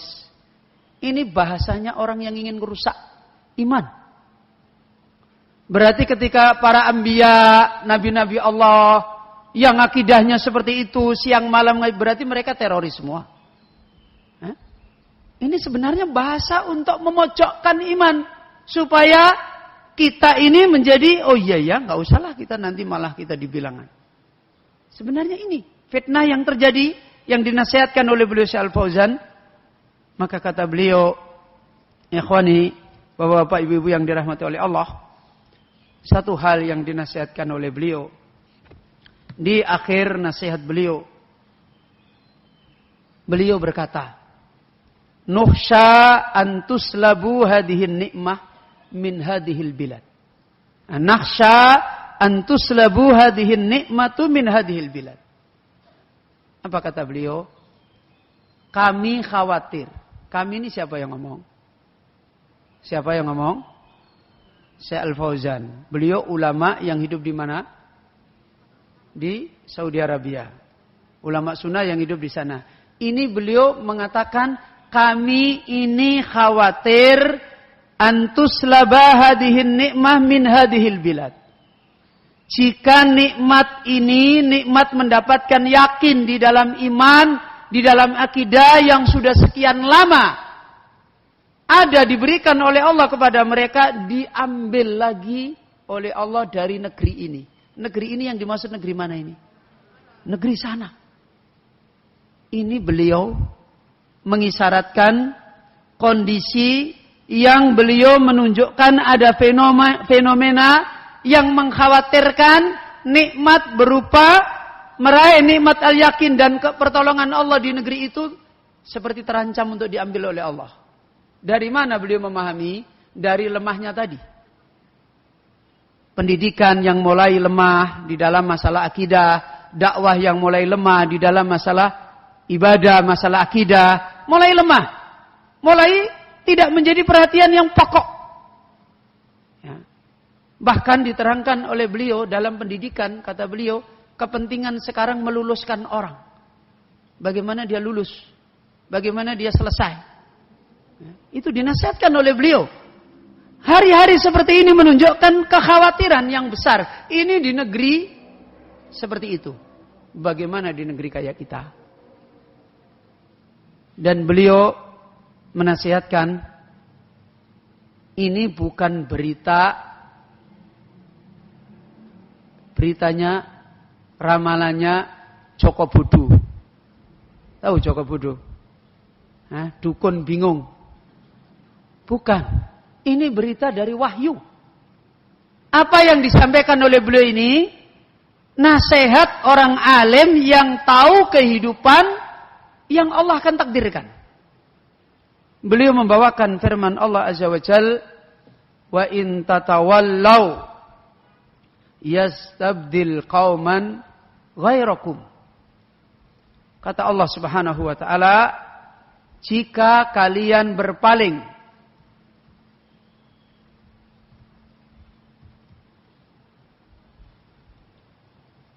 wa in tatawallaw,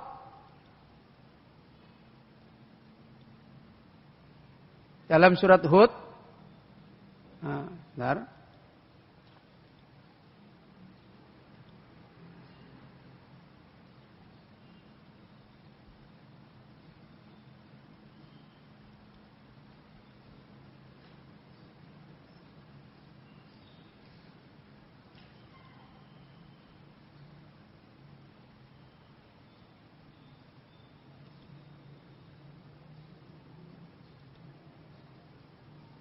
Dalam surat At-Taubah ayat 39. Mohon maaf, dalam surat Muhammad, ya. Surat Muhammad yang tepat ayat 38. Allah Subhanahu wa taala berfirman, wa in tatawallaw yastabdil qauman ghairakum tsumma la yakunu amsalakum. Coba ayat yang Masya Allah, peringatan yang agung yang disampaikan oleh Allah. Wa in tatawallaw, jika kalian berpaling. Ya, jika kalian berpaling, tidak kembali meraih hakikat daripada nikmatnya agama, yaitu keutamaan berupa kita mendapatkan agama yang yakin. Wa in tatawallaw, jika kalian berpaling. Apa jawabnya? Apa jawabnya di situ?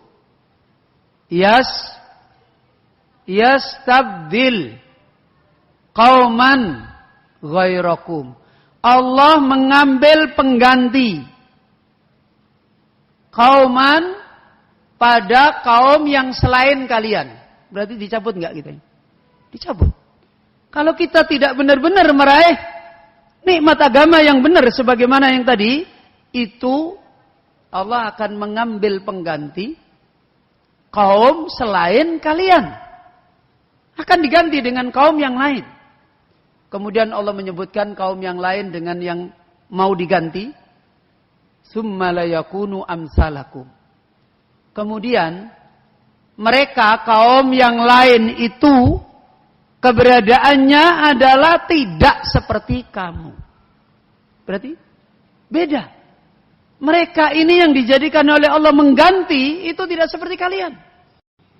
Dari sini beliau mengatakan, kalau Allah mencabut kenikmatan dari satu kaum, keutamaan dari satu kaum dengan sebab apa tadi? Dengan sebab apa tadi?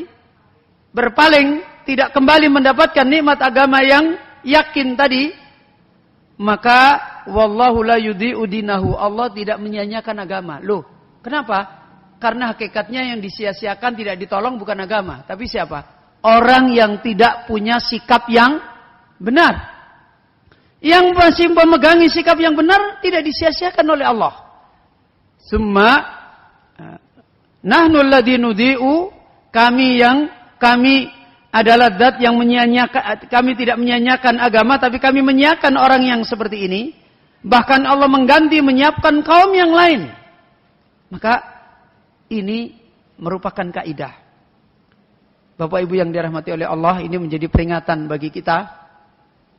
Maka tidak ada prioritas bagi kita kembali untuk kita ditolong oleh Allah Subhanahu wa taala mendapatkan keutamaan di dalam agama ini, dan akan diperbaiki oleh Allah semua kebaikan-kebaikan agama kita, kecuali kalau kita kembali mendapatkan nikmat agama yang meraih al-yakin.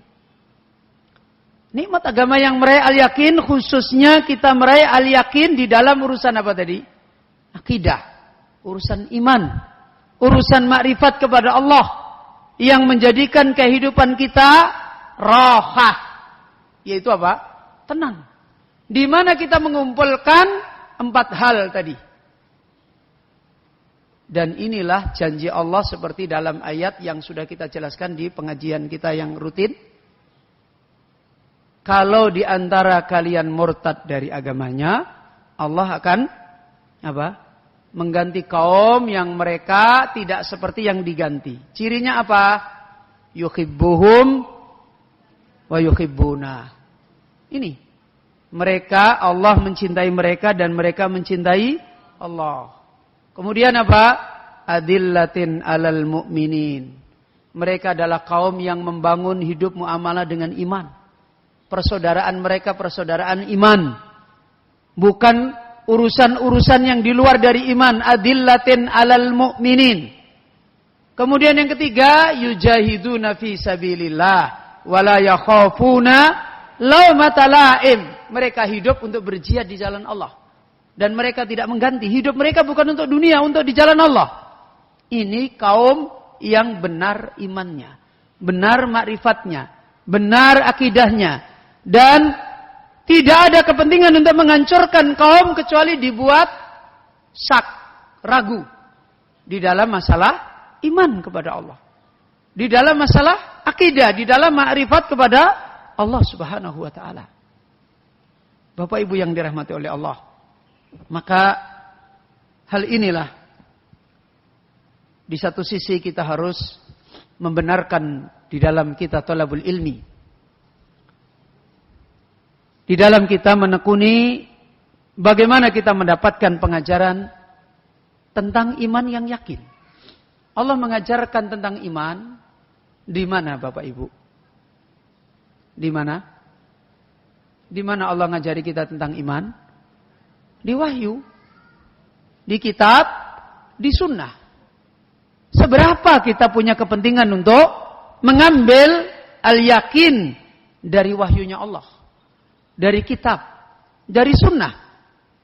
Kalau kita tidak thalabul ilmi dengan benar sebagaimana yang dinasihat para ulama, tidak mengambil proses, mengambil ilmu yang benar, nggak akan bisa. Makanya ulama mengatakan kaidah-kaidah di dalam menuntut ilmu, man dayya al-usul khurimal wusul. Siapa yang menyanyiakan pokok, dia akan terhalang untuk sampai. Salah satunya ulama mengatakan, man talabal ilma jumlatan dahaba anhu jumlatan.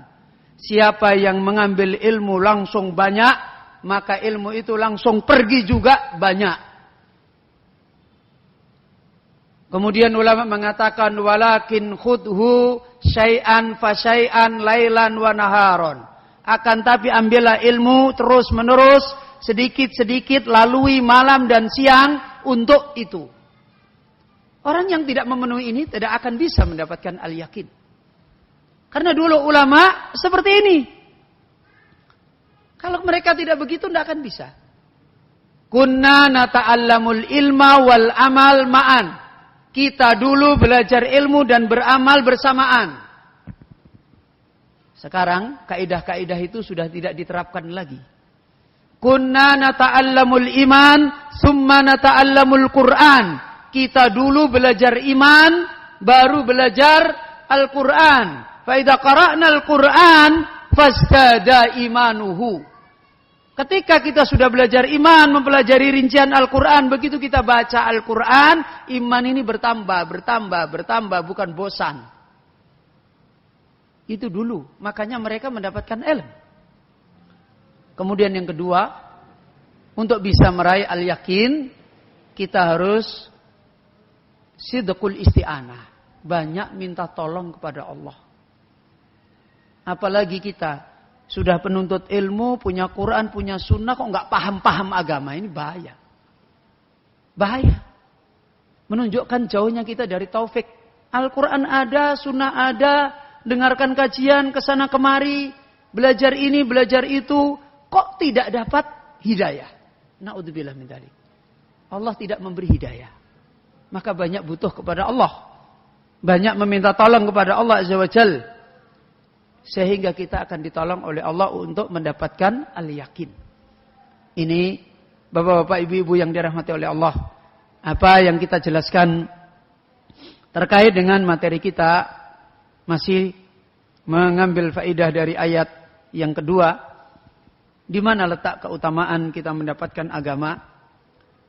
Hakikat keutamaan ini adalah kembali kepada bagaimana kita sekarang telah merasakan nikmat agama ini, meraih al-yakin di dalam khususnya urusan paling besar dalam agama kita, ma'rifat kepada Allah, atau kita masih digoncangkan kehidupan kita di dalam ma'rifat kepada Allah dengan fitnah-fitnah yang ada.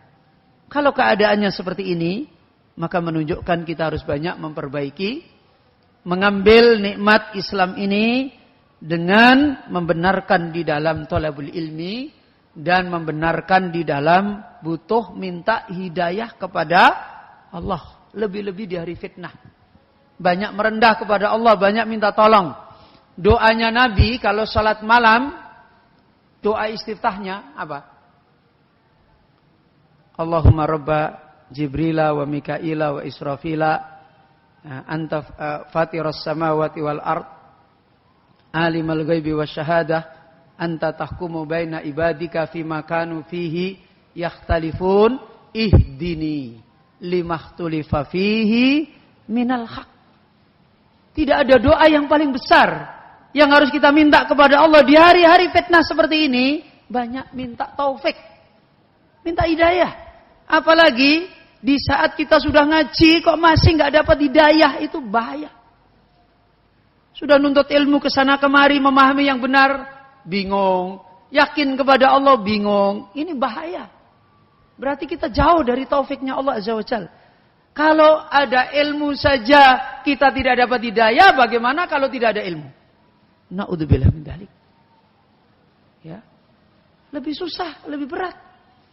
Kalau ibu-ibu sekarang ngaji sunnah gampang toh? Gampang. Zaman saya dulu dari pondok NU. Ya. Mau ngaji sunnah tahun 90-an, Bu. Baru kita ngomongin satu masalah saja, saya sudah diusir dari kampung saya. Padahal saya itu belum tahu yang namanya Syekhul Islam Ibnu Taimiyah, belum tahu. Itu udah diusir dari kampung. Ya. Zaman itu di Sulawesi, jalan kaki, pakai cadar sendirian, tidak ada orang tidak melotot. Semua orang begini. Itu orang apa, orang gila dari mana. Tidak mudah, Bu, zaman dulu. Dan kita belum tahu, belum kenal kitabnya ulama ini. Belum sampai, belum banyak kita dibimbing. Itu kalau bukan karena taufiknya Allah Azza wa Jalla, sudah sesat. Taufik Allah. Sampai dulu kalau saya naik kapal Pelni, pulang ke Jawa, balik lagi ke sana, kadang hanya sedih. Ya Allah, ini kok begini, ini begini, ini begini, ini begini, yang benar yang mana? Terus nanti kalau saya mati belum dapat hidayah kayak apa? Terus orang-orang yang ngaji sama saya sesat semua, saya kayak apa? Itu sampai sedih sendiri. Itu di zaman itu. Kalau nggak diberi taufik oleh Allah, naudzubillah. Ya. Naudzubillah. Saya bertemu dengan kitabnya para ulama sunnah. Itu setelah saya ke Jakarta. Mau diangkat jadi ketua P3 di Sulawesi Tenggara. Nah, kemudian saya bilang, saya mau dengan syarat saya ketemu pimpinan P3 di Jakarta. Bawa Bu, di rumah kementerian. Tidur di rumah menteri, wah enak sekali. Waktu itu ketua P3-nya Pak Haji Naro. Mungkin ibu-ibu yang sepuh ada yang tahu. Ya, saya datang ke rumahnya. Ketemu anaknya juga ketua GMP. Tidur di rumah sana, di rumah menteri. Kemudian tidur di anggota DPR. Orang Sumatera kalau nggak salah, Ernesto Barcelona. Masih ingat saya, waktu itu saya baru punya anak 1. Kemudian setelah saya ketemu, saya dialog, enggak. Silahkan kamu berjuang dengan saya, tidak akan. Teman saya, lu gimana sudah sampai di sini marah-marah? Enggak, ini bukan agama yang benar. Lalu terus kita mau apa? Kita ke kedutaan Saudi aja, minta kitab. Ya Allah, tolong. Namanya taufik, butuh kepada Allah. Allah tolong diilhamkan hati, ya sudah, jalan kaki Bu. Dari rumah kementerian ke kedutaan Saudi, nggak punya duit, udah habis. Jalan kaki. Sampai di kedutaan Saudi dibilangi suruh ke atas agama. Jalan kaki lagi Bu, sama teman saya. Itu kalau bukan karena taufik. Akhirnya ke sana diberi kitab 2 karung. Begitu kitab saya buka, ini yang saya cari. Ketemu kitabnya Syekhul Islam Ibnu Taimiyah, Imam Ibnul Qayyim dan sebagainya. Ini perjuangan taufik Allah Bu. Kalau kita tidak diberi taufik oleh Allah, naudzubillah. Makanya banyak mendekat kepada Allah, banyak minta taufik, banyak minta tolong. Apalagi kita sudah ada yang ngaji, ada yang ngajar, ditunjukkan sunnah. Kita nggak susah-susah lagi. Kalau kita tidak banyak mendekat kepada Allah, naudzubillah min dzalik. Bisa jadi kita disesatkan, padahal di tengah-tengah kita ada hidayah. Maka butuh banyak kepada Allah. Butuh banyak meminta petunjuk kepada Allah. Kemudian wasilah yang sekarang sudah dimudahkan oleh Allah, jaga. Jangan sampai seperti yang disampaikan oleh Syekh Al-Fauzan tadi. Biasanya orang kalau sudah mulai tenang, enak dan sebagainya, mulai lupa dengan Allahu Rabbul Alamin. Akhirnya nggak mendekat lagi, nggak jaga lagi, dan tidak lama dibuang lagi. Nah, inna lillahi wa inna ilaihi raji'un. Maka ini yang bisa kita tambahkan pada penjelasan ini. Kita akhiri majelis kita. Mudah-mudahan apa yang sudah kita ambil faidah masih menjelaskan pada hadis ayat yang kedua, di mana letak yang kita ingin raih mendapatkan kemuliaan Islam.